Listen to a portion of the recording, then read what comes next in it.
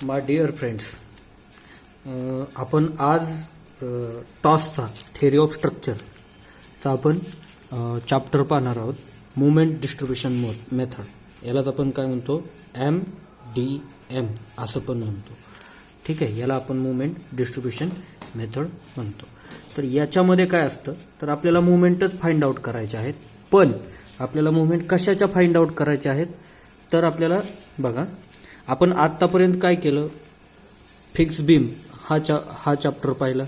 कशामध्ये? टॉसमध्ये fix beam आहे, नंतर कंटिन्युअस बीम आहे. तर याच्यामध्ये क्लॅपरॉन थेरम किंवा तुमच्या बऱ्याचशा थेरम आहेत ज्याच्या थ्रू तुम्ही काय करू शकता, तुम्ही मोमेंट फाइंड आउट करू शकता. ठीक आहे, पण आता याच्यामध्ये काय करायचं आहे हे सगळ्यात इम्पॉर्टंट आहे. याच्यामध्ये मुवमेंट डिस्ट्रीब्यूट करून आपल्याला मुवमेंट तुम्हाला फाइंड आउट करायच्यात. ठीक आहे, तर त्याच्यासाठी याचा थेअरी पार्ट पाहूयात. ठीक आहे, याच्यावरती थेअरी पण तुम्हाला विचारू शकतात 2 ते 4 मार्क्ससाठी. ठीक आहे, आणि बाकीचे तुम्हाला 2 ते 3 प्रॉब्लेम एक्झाममध्ये विचारतात. ठीक आहे, तर आता बघा याच्यामध्ये, तर हार्डी क्रॉस मेथड ही जनरली आपण मुवमेंट डिस्ट्रीब्युशनसाठी यूज करतो. कोणती मेथड लक्षात ठेवायचं, हार्डी क्रॉस मेथड ही मेथड यूज करतो. Since moment distribution method was first introduced by late professor Hardy Cross in 1930, it is also called as Hardy Cross method. ठीक आहे, हार्डी क्रॉस मेथड आहे. Hardy Cross sign convention काय आहेत हे सगळ्यात important आहे. आपण जनरली काय करतो रे, तर सॅगिंग असेल, सॅगिंग जर तुमची मुवमेंट असेल किंवा सॅगिंग जर तुमच्या बेंडिंग मुवमेंट असेल, तर त्यावेळेस आपण काय करतो रे, पॉझिटिव्ह घेतो, बरोबर. आणि हॉगिंग जर असेल तर काय करतो, निगेटिव्ह घेतो. जर सॅगिंग असेल तर काय करतो, पॉझिटिव्ह घेतो. आणि जर हॉगिंग असेल तर तुम्ही काय करता, निगेटिव्ह घेता. तर या ठिकाणी काय असणार आहे, या ठिकाणी सपोज हा तुमचा बीम असेल. ठीक आहे, हा बीम आहे. तर याच्या लेफ्ट साईडला आपण जनरली काय करतो, अशी मुवमेंट घेतो, आणि राईट साईडला अशी मुवमेंट घेतो. तर ह्याला काय करतो आपण, ही कशी आहे रे, अँटी क्लॉकवाईज, आणि ही कशी आहे, क्लॉकवाईज. तर अँटी क्लॉकवाईज काय करतो आपण, निगेटिव्ह घेतो, आणि क्लॉकवाईज पॉझिटिव्ह घेतो. तर हेच तुमच्या हार्डी क्रॉस मेथडचे साइन कन्व्हेन्शन आहे. तुम्हाला एक्झाममध्ये विचारू शकतात, write down the sign convention of Hardy Cross method. तर तुमचं काय असणार आहे, एक बीम ड्रॉ करायचं, त्याला अशा 2 मुवमेंट दाखवायच्या. मुवमेंट, आता हा जर ए असेल, बी असेल, तर मुवमेंट ॲट ए आणि मुवमेंट ॲट बी असं दाखवायचं. आणि ही काय, अँटी क्लॉकवाईज आहे, बरोबर, अँटी क्लॉकवाईज जाते, म्हणून याला काय, निगेटिव्ह. हा क्लॉकवाईज जातोय, बघा, हा क्लॉकवाईज जातोय, तुमची मुवमेंट क्लॉकवाईज जाते, क्लॉक असं रोटेट होतं, म्हणून क्लॉकवाईजला पॉझिटिव्ह घेतलं. ठीक आहे, तर याला काय म्हणतो, ही कन्सिडर, म्हणजे कोण, Hardy Cross consider positive sign for clockwise end moment acting on the beam and negative sign for anticlockwise end moment acting on the beam. आता तुम्ही या ठिकाणी बघू शकता, हा बीम आहे तुमचा, ए बी बीम आहे, आणि जे काही तुमच्या फिक्स एंड मुवमेंट आहेत, तुम्हाला माहिती आहे फिक्स एंड मुवमेंट आपण फिक्स बीममध्ये पाहिलेले आहेत. तर फिक्स एंड मुवमेंट काय असतात, तर त्या तुम्हाला माहिती आहे. तर बघा, फिक्स एंड मुवमेंट ही कशी अँटी क्लॉकवाईज आहे, बरोबर, म्हणून याला काय घेतलं आपण, निगेटिव्ह घेतलं, MA निगेटिव्ह घेतली. आणि ही कशी पॉझिटिव्ह आहे, म्हणून याला काय घेतली, पॉझिटिव्ह घेतली. ठीक आहे, तर हे आपण फर्स्ट लेक्चर काय बघतोय, थेअरी बघतोय. आता तुम्हाला काय लागतं या चॅप्टरमध्ये, तर फिक्स एंड मुवमेंट लागतात. तर त्या फिक्स एंड मुवमेंटच्या व्हॅल्यू तुम्हाला माहीत असणं खूप गरजेचं आहे.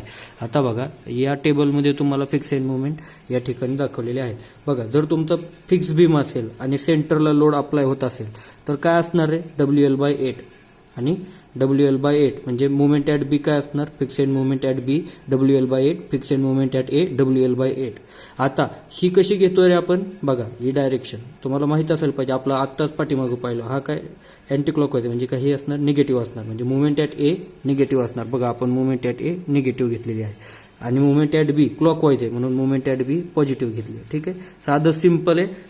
बघा, हे तुम्हाला लक्षात ठेवायचं आहे, कारण तुमच्या मुवमेंट येतात त्या निगेटिव्ह आणि पॉझिटिव्ह येतात, ते तुम्हाला माहीत असायला पाहिजे.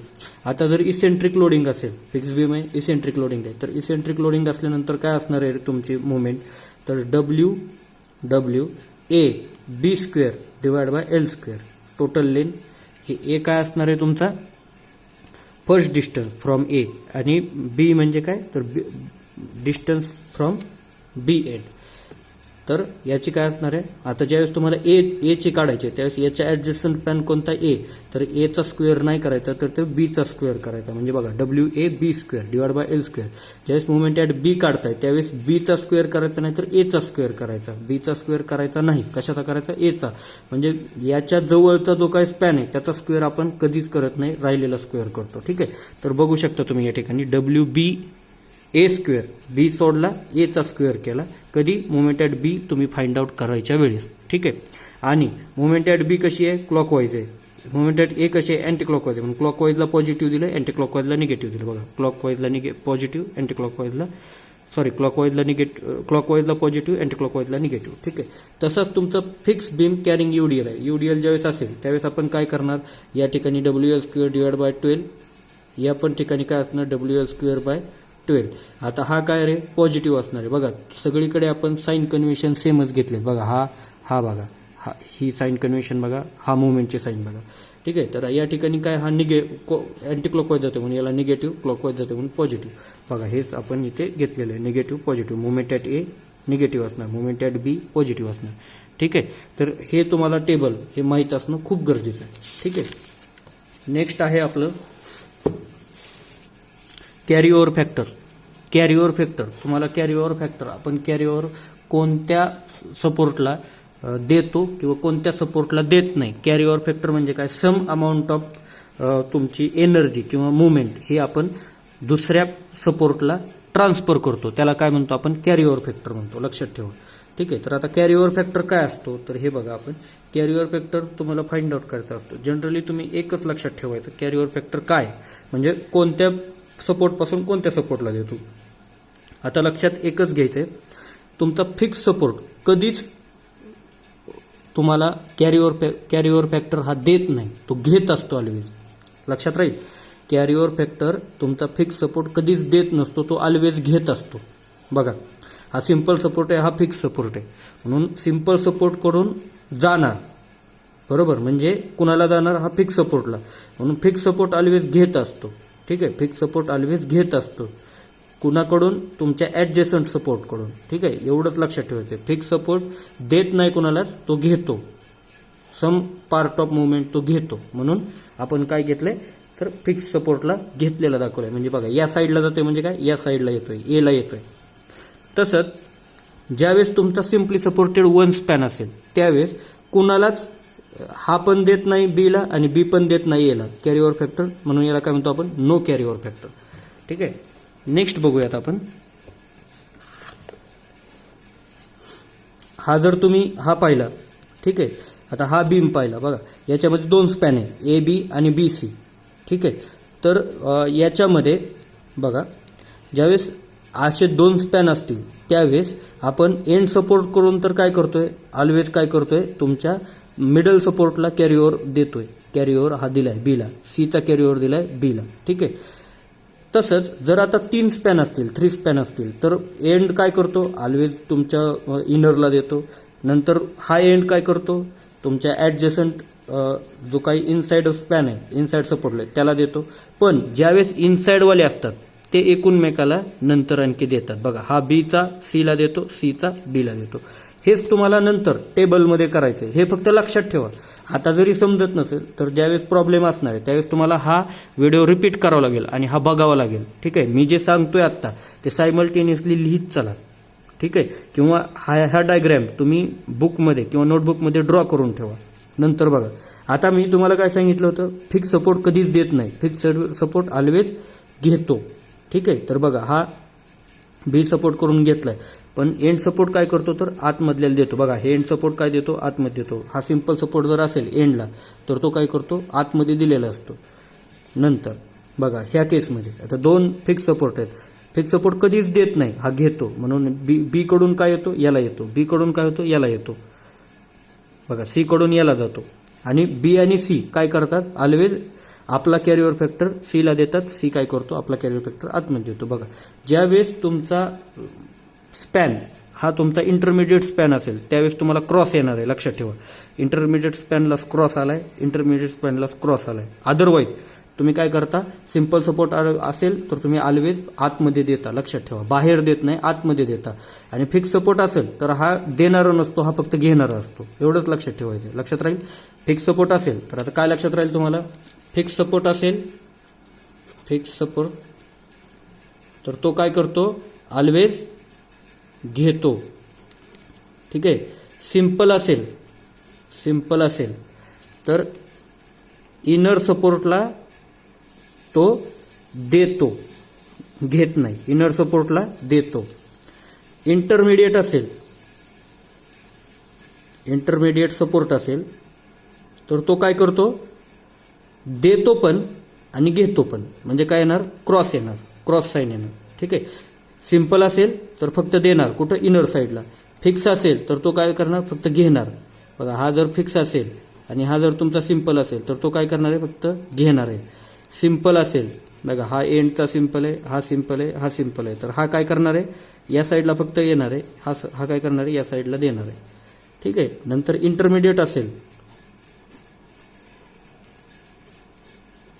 ठीक आहे, तर हा काय करणार, सिंपल आहे म्हणून काय इनरला देणार, हा सिंपल आहे इनरला देणार, आणि आतमधला इंटरमिडिएट आहे म्हणून क्रॉस असणार, हा याला देणार, हा याला देणार.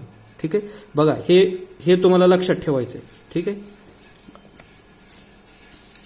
नंतर बघा, कॅरी ओव्हर मुवमेंट म्हणजे काय, कॅरी ओव्हर मुवमेंट तर the movement induce at the fix end of the beam by the action of the movement applied at the other simple support or hinge end is called as carryover movement. म्हणजे काय करतो, induce होते fix end of the beam, fix end of the beam वरती आपण काय करतो, movement induce करतो म्हणजे देतो, त्याला काय म्हणतो आपण, कॅरी ओव्हर मुवमेंट म्हणतो. मुवमेंट कॅरी करतोय आपण. ठीक आहे. मुवमेंट कॅरी करतोय कशावरती, फिक्स एंड वरती, त्याला काय म्हणतो आपण, कॅरी ओव्हर मुवमेंट म्हणतो. ठीक आहे. बघा, हा कॅरी ओव्हर मुवमेंटचे डेफिनेशन. नंतर स्टिफनेस फॅक्टर, हा तुम्हाला प्रॉब्लेम सॉल्व्ह करताना हा तुम्हाला फाइंड आउट करायचा असतो, स्टिफनेस फॅक्टर. तर हे तुम्हाला येणं खूप गरजेचं आहे. आता स्टिफनेस फॅक्टर काय असतो तुमचा, बघा याचे डेफिनेशन तुम्हाला एक्झामला विचारतात. The movement require at the simple support end of a beam so as to produce unit rotation at that end without translation of the either end is called as stiffness factor. म्हणजे stiffness factor काय असतो, बघा तुम्हाला ज्यावेळेस तुम्ही हे बघाल त्यावेळेस तुम्हाला समजेल. स्टिफनेस फॅक्टर ऑलवेज लक्षात ठेवायचं. तुम्हाला मी डायरेक्ट सांगतो स्टिफनेस फॅक्टर कसा असतो. बघा, एकदा त्याच्या अगोदर ही डिस्ट्रीब्युशन फॅक्टरची ही बघूयात आपण, डेफिनेशन बघूयात म्हणजे तुम्हाला समजेल. बघा, ऑलवेज लक्षात ठेवा, ज्यावेळेस तुमचा फिक्स सपोर्ट असेल त्यावेळेस 4EI divide by L, moment at B काय असेल, 4EI डिवाइड बाय एल. 4 हा कॉन्स्टंट आहे, ई म्हणजे काय, इलेस्टिसिटी कॉन्स्टंट, आय म्हणजे काय, मोमेंट ऑफ इनर्शिया, एल म्हणजे काय, ही स्पॅन. ठीक आहे. ज्यावेळेस फिक्स एंड असेल त्यावेळेस आपण मोमेंट ॲट बी काय घेतो, तर 4EI डिवाइड बाय एल. ज्यावेळेस सिंपल सपोर्ट असेल त्यावेळेस मोमेंट ॲट बी काय घेणार आहे आपण, 3EI बाय एल. लक्षात ठेवायचे. सिंपल असेल त्यावेळेस 3EI बाय एल, फिक्स असेल त्यावर by 4EI by divide by L. ठीक आहे. आता डिस्ट्रीब्युशन फॅक्टर बघा. The distribution factor for the member at a joint is the ratio of stiffness factor for the member and the total stiffness of all the member meeting at the joint. आता याचं meaning काय, तर ज्यावेळेस तुम्हाला problem solve कराल त्यावेळेस तुम्हाला ते समजेल. पण एक लक्षात ठेवायचं, एखाद्याचा stiffness factor, the distribution factor for the member at a joint is the ratio of stiffness factor for that member. एखाद्या मेंबरसाठी जो काय स्टिफनेस फॅक्टर आहे त्याचा रेशिओ म्हणजे तो factor divide by total stiffness factor. म्हणजे स्टिफनेस फॅक्टर आपण कशाने डिनोट करतोय, के ने डिनोट करतोय. बघा तुम्हाला इथे दाखवतो मी, के ने डिनोट करतो. जर हा बीम असेल तुमच्याकडे, ठीक आहे, ABC, तर स्टिफनेस फॅक्टर कशासाठी असतो, तर KBA, B2A. म्हणजे आपण एक सपोर्टला घेतो ना आपण, बघा असा सपोर्ट घेतो आपण स्टिफनेस फॅक्टरसाठी जो इंटरमिडिएट सपोर्ट असेल. ठीक आहे. KBA आणि KBC हा काय झाला, ॲट बीला तुमचा स्टिफनेस फॅक्टर झाला KB. बरोबर. तर KB इज इक्वल टू काय येईल रे, KBA प्लस KBC. आलं लक्षात. तर तुमचा स्टिफनेस फॅक्टर हाच तुम्हाला डिस्ट्रीब्युशन फॅक्टर ॲट बी काय असेल तुमचा, KBA plus KBC. Distribution factor for BA span plus distribution factor plus for B C span. तर हा तुमचा के बी काय असणार आहे, के बी ए प्लस के बी सी. ठीक आहे, हे तुम्हाला लक्षात ठेवायचं आहे. बघा तुम्हाला ज्यावेळेस प्रॉब्लेम सॉल्व्ह कराल त्यावेळेस तुम्हाला हे इझिली समजून जाईल. हा डेफिनेशन लिहा, प्रॉब्लेम सॉल्व्ह करताना ते तुम्हाला समजून जाईल. ठीक आहे. तर बघा आपण या ठिकाणी बघूयात हे डिस्ट्रीब्युशन फॅक्टर काय असतात.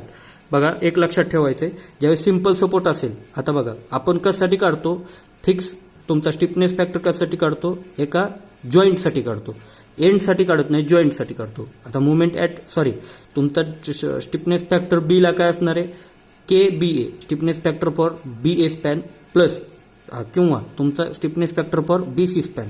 आता दोन्ही सिंपल सपोर्ट आहेत म्हणून 3EI divide by L, 3EI divide by L. आता लक्षात ठेवायचंय, आता बघा आता आपण काय करणार, बी साठीच काढणार, पण बी साठी कसा काढणार, बी ए आणि बी सी साठी वेगळा असणार, बी ए साठी वेगळा, बी सी साठी वेगळा. तर बी ए साठी काय येईल, बघा मी तुम्हाला सांगितलं होतं, जर फिक्स सपोर्ट असेल तर 4EI बाय एल आणि सिंपल सपोर्ट असेल तर 3EI डिवाइड बाय एल. ठीक आहे, समजलंय, गुड. आता बघा या ठिकाणी काय, आता हा जर तुम्ही बघितला ए बी सी डी हा बीम पाहिला, तर या ठिकाणी काय, एक तुमचा दोन जॉईंट आहेत. आता हा एक असणार बी आणि हा एक असणार सी. बी ला काय असणार आहे, बी ए बी सी आणि सी ला काय असणार, सी बी आणि सी डी. तर आता या ठिकाणी एकच लक्षात ठेवायचं आहे, एंडला तर काय करतोय आपण 3EI बाय डिवाइड बाय एलच घेतोय, पण इंटरमिडिएटला आपण 4EI डिवाइड बाय एल घेतोय. लक्षात राहील. बघा एंडला काय घेतोय 3EI by L, fix support असेल तर काय घेतोय 4EI डिवाइड बाय एल, आणि इंटरमिडिएट जरी असेल तर फिक्सच घ्यायचं 4EI डिवाइड बाय एल. लक्षात ठेवा, साधं सिंपल आहे. ठीक आहे. तर बघा लिहून घ्या तुम्ही वाटलं तर, हे आता तुम्हाला इथं बुकमध्ये कुठं दिलेलं नाही, मी तुम्हाला पर्सनली सांगतोय. बघा बी ए काय असेल, आपण जनरल जो काय घेतो 3EI divide by L. B C काय असेल, आता इंटरमिडिएट सपोर्ट आहे याचा आणि याच्यामध्ये, बघा ए बी आणि सी डीच्या मध्ये तुमचा बी सी आहे म्हणून आपण याला 4EI बाय एल घेतलं. तसंच आता बघा के सी बी पण काय आता इंटरमिडिएट आलाय म्हणून याचं पण काय येईल 4EI बाय एलच येईल, आणि सी डी ला काय येईल, के सी डी ला काय येईल, हा आता लास्टला आहे म्हणून 3EI बाय एलच येणार. ठीक आहे. बघा सी बी काय आला 4EI बाय एल आणि सी डी काय आला तुमचा 3EI बाय एल. आता बघा या ठिकाणी आपल्याला बीचं काय घ्यावं लागेल, बी ए आणि बी सी. बरोबर. बघा के बी ए आणि के बी सी. ठीक आहे, के बी ए आणि के बी सी. आता के बी ए लास्टला काय रे, फिक्स आहे म्हणून काय येणार 4. बरोबर, लक्षात ठेवा 4EI डिवाइड बाय एल. आणि बी सी ला काय येणार, हा पण फिक्सच आहे म्हणून बी सी ला पण काय येणार 4EI डिवाइड बाय एल. लक्षात ठेवा, हे खूप इम्पॉर्टंट आहे. तसंच आता सपोर्ट ही केस असेल, दोन्ही सपोर्ट फिक्स आहे तर काय येणार, बी, आता दोन जॉईंट येणार बी आणि सी. तर बघा बी म्हणजे के बी ए साठी वेगळा, आणखी बी ला कोणतं स्पॅन अटॅच आहे, बी सी म्हणून के बी सी. बरोबर. आता सी ला काय, सी ला कोणते अटॅच आहेत, सी बी आणि सी डी म्हणून के सी बी, आणि दुसरा कोणता के सी डी. ठीक आहे. तर आता याच्यासाठी बघूया, के बी ए साठी काय फिक्स आहे म्हणून काय येणार 4EI by L. B C intermediate आहे, लक्षात ठेवा इंटरमिडिएट आहे म्हणून पण 4EI बाय एलच. बघा नंतर सी ला आलो आपण, सी बी ला काय येणार इंटरमिडिएट आहे म्हणून 4EI बाय एलच, आणि सी डी फिक्स आहे म्हणून पण 4EI डिवाइड बाय एलच. बघा सगळ्याचे काय आले 4EI बाय एलच. का तर हा फिक्स होता, हा इंटरमिडिएट होता, या ठिकाणी हा इंटरमिडिएट होता, हा फिक्स होता म्हणून 4EI बाय एलच. तुम्हाला जर व्यवस्थित जर लक्षात घेतलं तर तुम्हाला ते इझिली समजू शकतं. ठीक आहे. आता बघा पोर्टल फ्रेम काय असतं. बघा a frame in which beam rest on 2 column is call as portal frame. अशा फ्रेमचा बीम ज्याचा तो तुम्ही 2 कॉलमच्या एंडवरती रेस्ट केलाय त्याला आपण काय म्हणतो, पोर्टल फ्रेम म्हणतो. आता हे स्वे नॉन स्वे तुम्हाला एक्झाममध्ये नाही आहे. ठीक आहे. तर बघा आपण एक प्रॉब्लेम बघूयात आणि त्याच्या थ्रू तुम्हाला कसं एक्सप्लेन करायचं ते सांगतो मी. तुम्हाला या ठिकाणी काय विचारलंय, कंटिन्युअस बीम. बघा प्रॉब्लेम लिहून घ्या, एकदम साधा सिंपल आहे. A continuous beam of uniform section ABCD is supported at ABCD ला सपोर्ट दिलाय. AB is equal to 6 metre, AB is equal to 6 metre, BC is equal to 8 meter, PC is equal to 8 meter and CD is equal to 4 meter. Calculate the distribution factor at joint B and C. B आणि C ला distribution factor तुम्हाला find out करायचे. बघा आता याची method कशी असते बघा. फर्स्ट काय करायचं, आता जॉईंट किती आहे त्याच्यामध्ये, 2 जॉईंट आहेत B आणि C. ठीक आहे, B आणि C म्हणून KBA KBC, C ला काय KCB. याचा बघा जॉईंट आहे, त्याच्या आजूबाजूचे तुम्हाला स्पॅन घ्यायचे. B ला काय येणार, BA चा येणार, PC चा येणार. C ला काय येणार, CB चा येणार, CD चा येणार. ठीक आहे, तसं KBA KBC KCB KCD. ठीक आहे, तर B ला काय येणार बघा.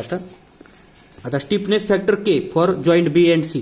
जॉईंट B ला BA BC. मग BA ला काय रे तुमचं, BA ला सिंपल आहे म्हणून काय येणार 3EI divide by L. BC ला इंटरमिडिएट आहे म्हणून काय येणार 4EI डिवाइड बाय L. इंटरमिडिएटला 4EI बाय येणार. ठीक आहे, नंतर CB ला काय येणार, इंटरमिडिएट आहे म्हणून 4EI डिवाइड बाय L आणि CD ला हा एंड सपोर्ट आहे म्हणून 3EI डिवाइड बाय L. ठीक आहे, हेच तुम्हाला इथं घेतलेलं आहे बघा.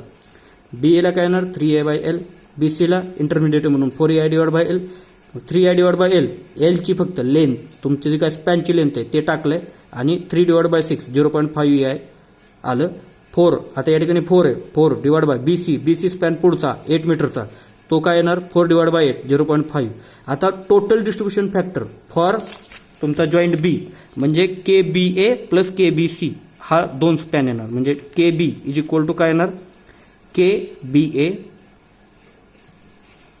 ठीक आहे, KBA प्लस KBC म्हणजे काय असणार, हा टोटल डिस्ट्रीब्युशन फॅक्टर असणार. बघा हा टोटल डिस्ट्रीब्युशन फॅक्टर आपण काढला, हा घेतला 0.5 प्लस हा 0.5 इज इक्वल टू काय आला 1 EI किंवा तुम्ही EI लिहिलं तरी काय असणार 1च असणार या ठिकाणी. जॉईंट C साठी सेम, CB काय इंटरमिडिएट आहे म्हणून 4EI डिवाइड बाय L. ठीक आहे, आणि नंतर CD साठी काय लास्ट आहे म्हणून 3EI डिवाइड बाय L.